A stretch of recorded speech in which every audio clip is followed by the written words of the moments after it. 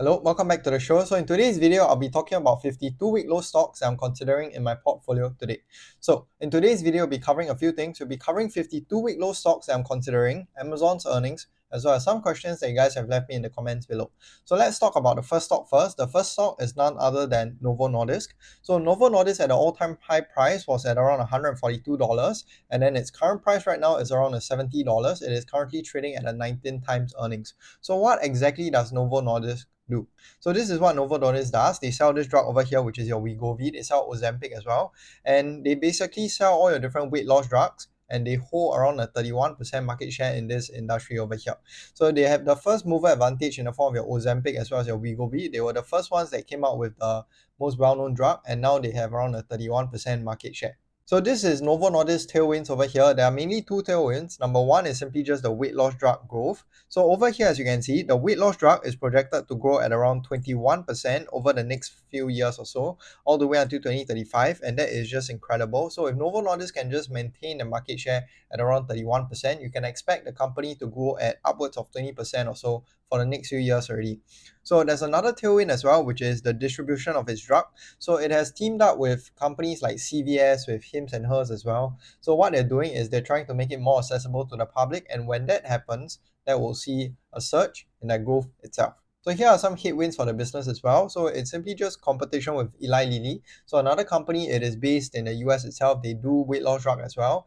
And yeah, competition between these two companies is quite intense right now. The other headwind is simply just the tariffs itself. So Trump hasn't imposed pharmaceutical tariffs on all your different drugs yet. So if that one comes as well, then Novo Nordisk will likely see its earnings getting hit as well. And then the last portion is simply just regulation. So the pharmaceutical industry is always heavily regulated. You will often see politicians trying to come up with policies to make the drugs cheaper, because after all, healthcare is a very sensitive industry in the US itself, and healthcare is overpriced there. So if the regulations come into play, then you could see Novo Nordisk's earnings getting hurt as well. So my summary for Novo Nordisk is this. Overall, Novo Nordisk is a decent company with amazing fundamentals backing it. So last year itself, it had an earnings growth, I believe, of around 19% or so. And with the weight loss drug projected to grow at upwards of 20%, you could easily see this 19% going into upwards of 20% over the next few years or so. But the problem with this industry is this. I don't like the industry as a whole. I don't like the pharmaceutical industry simply because there's too much regulation. But if you understand the industry, you know enough about this industry, then I think it is a decent price right now based on the valuation itself. But for me, I'm sitting out of this one. I have considered it. I am considering it. But for now, I'm not acting on it. Next stock is Nike. So Nike at all-time high traded at around $177. Now it is trading at around $58. So it is more than 60% down from all-time highs already. And it is currently trading at a 19 times earnings. So for Nike over here, the tailwind is just this guy over here. This guy is Elliot Hill. So Elliot Hill, he just became the Nike CEO last year. And he's been working in Nike for almost 10, 20 years or so already. And he's trying to basically bring back the entire Nike culture back into the company. And so the only bet right now, the only tailwind right now that I see for Nike is simply just Elliot Hill, this guy over here, the CEO. Hopefully this CEO can turn it around and make this brand what it was a few years back. As for the headwinds for Nike, there are a couple. So number one is the tariffs. So the US tariffs on China could lead to increased costs of all your different Nike shoes that are being made in China itself. And then there is also too much competition in the space. So you have other companies like Adidas, Lululemon with their joggers as well, and then you have On, Hoka, all these different companies creating shoes and apparel, and it is in the same space as Nike as well. So Nike's market share has been declining over the past few years because they've been out of touch with their consumers. So Nike hasn't shown up for all the different running events, whereas other companies like New Balance, I believe Asics and all the other running shoe companies as well, they've been showing up at all these running events to connect with their consumers, which is not what Nike has been doing over the past few years. So for Nike over here, this is my summary. So I'm considering this one, maybe a small position. The Nike brand has been very strong, but it goes against my principles to buy a turnaround play. I hate the competition in the space, but on the flip side, I'm a consumer of their products every single day. I buy their shoes, I buy their clothes and all that. So I don't think the Nike brand will erode anytime soon. It is a company that has an extremely strong brand. I could see this company being around in the next 10, 20 years or so. But currently, the situation is quite bad for Nike, and I don't think I like turnaround plays that much. And so I'm sitting out for this one again, but hopefully it gets cheap enough so that I'll consider this one strongly. Next stock is Corp. So Corp at all-time high traded at around $577 and currently is trading now at around $304. So that is more than a 40% drop from all-time highs. Currently trading at around a 27 times earnings. So what exactly does Corp do? So in the US, Corp is a monopoly. So they make the pools, they install the pools, they maintain the pools, they sell the products to maintain the pools, and they basically do every single thing that is related to pools over here. So for Corp over here, there was a super investor that bought into it quite recently. This guy is none other than Warren Buffett. So Warren Buffett, he recently bought into Corp. He bought Corp as well as Domino's. The Corp buy was quite surprising to me, but it clearly shows that Corp is at least a decent company. It is a monopolistic company for him to want to enter into this stock. So the headwinds for this company is as follows. So an economic downturn will lead to less pools being installed, which leads to less earnings. And then the other headwind is simply just the interest rate hikes, because all your pools, a lot of them, they are seller finance, meaning to say people get loans to basically install all the different pools. And when interest rate increases, this doesn't incentivize buyers to buy pools as often as they would if interest rates were low. And so if interest rate increases over time, then you could see less pools being sold, which is what Corp has experienced over the past 2 years or so. But on the flip side, the tailwind for the business is simply just the interest rates dropping, because when interest rates drop, more people will be able to finance their pools and it leads to more pools being sold over here. And also another thing to take note is that 60% of revenue of Corp is not affected by people buying pools at all. So 60% is related to all your different chemicals as well as maintenance costs. A lot of this revenue over here, it is recurring revenue. So meaning to say people have to go and service their pools every month, every year or so, and that is recurring revenue that makes up the 60% of revenue for Corp over here. So I think this is an amazing company and it is an extremely monopolistic one in the US. So for my summary for Corp earnings is suppressed right now. It will likely turn when the interest rates get cut and if the economic conditions are still stable. And this company will likely see a boom back like it did in 2021 or so. It's interesting and it is likely the best one in the list so far. I mean, Warren Buffett bought it, so I'm sure it is of some caliber. So Corp, interesting one. I'm looking into this one. I'm digging into this. Maybe I'll enter soon, but let's see how this one goes. Currently, it's still not trading at a decent enough valuation yet for me to want to enter, but I'll look soon. Next stock is Starbucks. So Starbucks at an all-time high price, traded at around $125. Currently, it's trading at around $80, and the price-to-earnings ratio is at around 30 times. So this company, I'm sure everyone knows this one. It is just a coffee chain. It's a global coffee chain that just keeps opening restaurants almost every single year. And for Starbucks over here, the tailwind is just this guy over here. This guy is Brian Niccol. So if you don't know what Brian Niccol did, Brian Niccol was the CEO of Chipotle. He turned the company around from an E. coli outbreak, and then he was also the CEO of Taco Bell. So he turned Taco Bell as well as Chipotle around. So he will likely turn this one around as well, which is what people is betting on. And that's why it is still currently trading at a decently high multiple considering the fundamentals of this business, which has been deteriorating over the past few years or so. As for the headwinds of this business, it is just simply competition in the space. So besides all your different coffee chains like your Luckin Coffee, there's also all your different other caffeine drinks like your Monster Energy drink, your Celsius drink and all that. All this make up the entire caffeine industry, and that is competition for Starbucks as a whole. Another headwind is simply just the high valuation. So it is currently trading at a 30 times multiple for me, and overall I think it is an avoid, simply because it is a company that is trading at an extremely high multiple, and when an economic downturn comes, I'm sure people will cut out their $7 coffee straight away. So next stock is PayPal. So PayPal is currently trading at a stock price of around $67. At all-time high, it was trading at around $308, and currently the price to earnings ratio is around 15 times.